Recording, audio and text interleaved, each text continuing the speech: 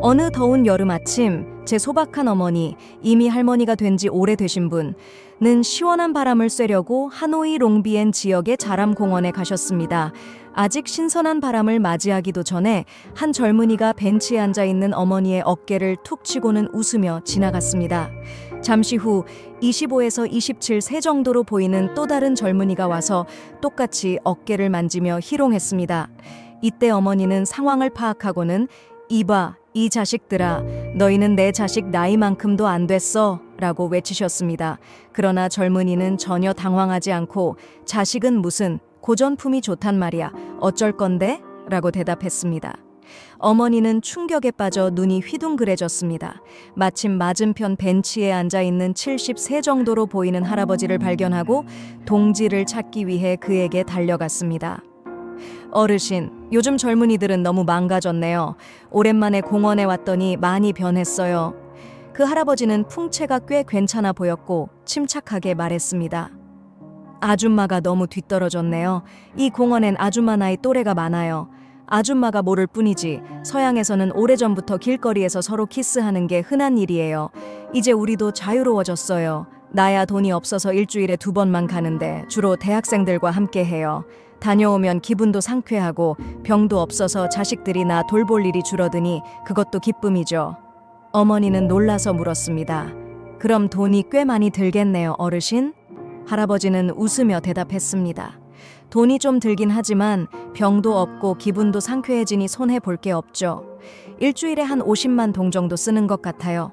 모텔에서 깨끗이 씻고 상쾌하게 지내는 게 얼마나 좋은지 몰라요. 여기 제 전화번호가 있는데요. 대학생들하고 다닐 때는 보통 할아버지, 절대 제 순결만은 지켜주세요. 저는 결혼해야 하거든요 라고 말하곤 해요. 그래도 난 그걸로 충분히 행복하죠.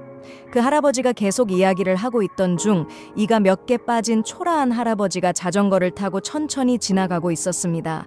벤치에 앉아있던 할아버지가 그에게 야, 이른 아침부터 어디 가? 여기 좀 앉아봐 라고 말하자 자전거를 탄 할아버지는 한 바퀴 돌아보고 올게. 너나 앉아있어 라고 대답했습니다. 벤치에 앉은 할아버지는 계속 어머니에게 설명을 이어갔습니다.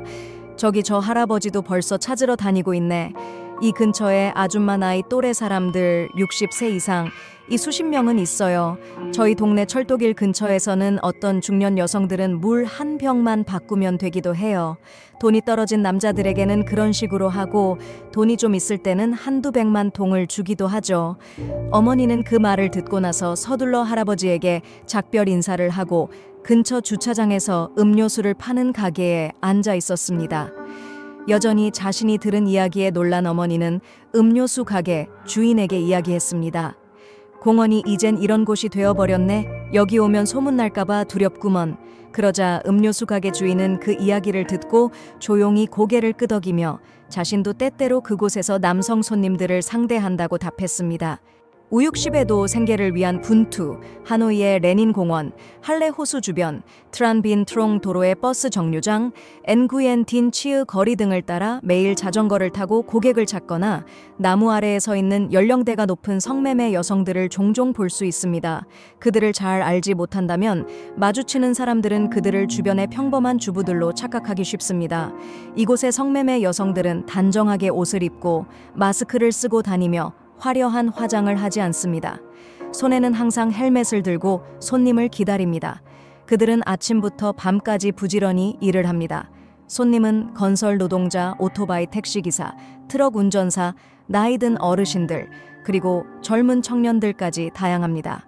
이곳에서 성매매를 하는 사람들은 대부분 외모가 많이 퇴색했고 여러 지역에서 흘러온 이들로 가격은 매우 저렴합니다.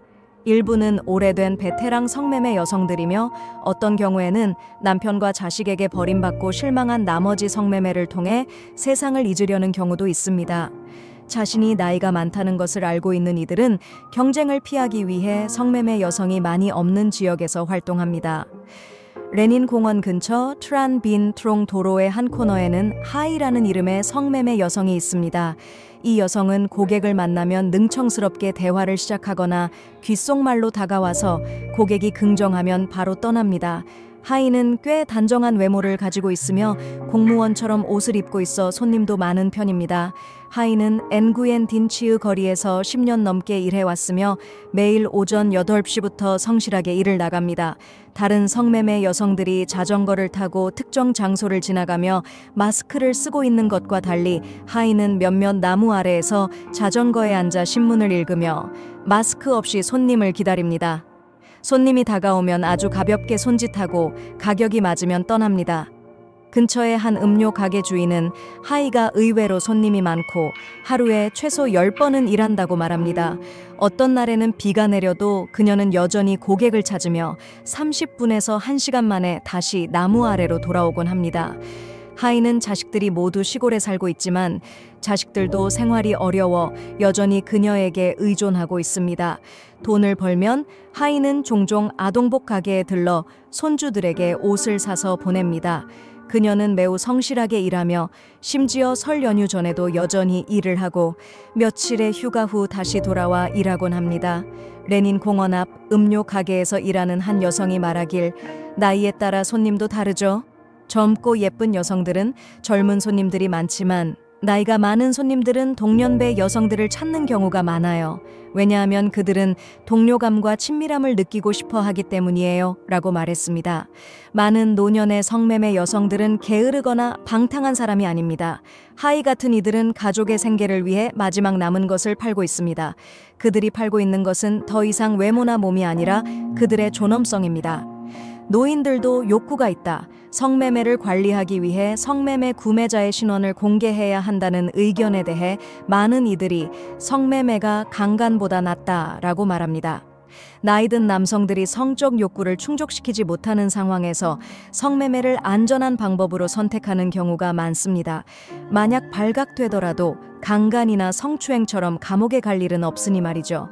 성매매의 수요와 더불어 저소득층을 위한 저가 성매매 장소들이 등장했습니다. 이곳에는 생활이 어려워 저렴한 가격에 몸을 파는 공장 여성들과 심지어 손자, 손녀를 둔 나이든 여성들도 있습니다.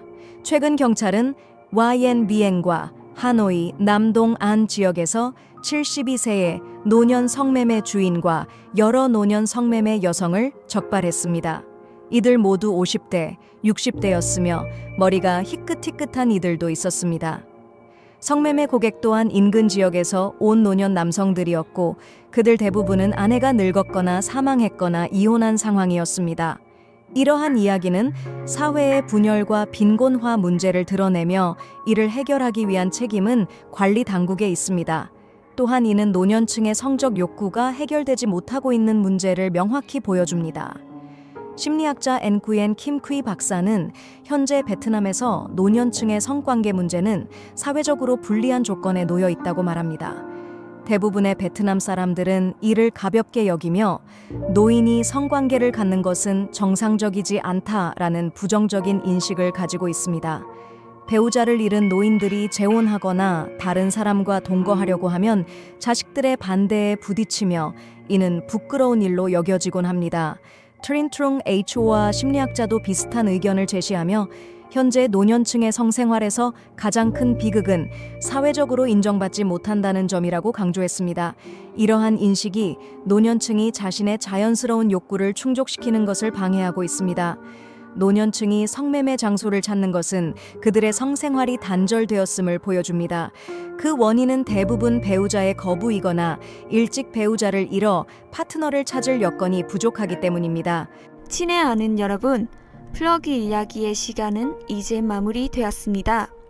프로그램이 마음에 드셨다면 좋아요 누르고 공유하며 채널 구독을 잊지 말아주세요. 다음 프로그램에서 여러분과 다시 만날 수 있기를 기대합니다. 감사합니다.